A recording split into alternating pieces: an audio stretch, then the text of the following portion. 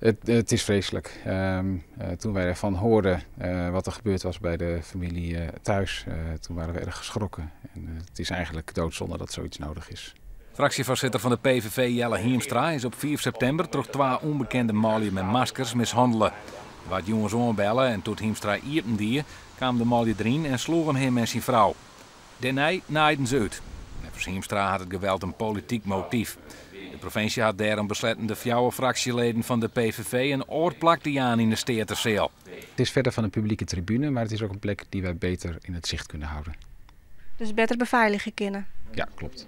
Binnen er ook nog orenmaatregels getroffen? Wij doen geen mededelingen, dat klinkt heel vrouw, maar geen mededelingen over beveiligingsmaatregelen. En u zult ook wel begrijpen waarom.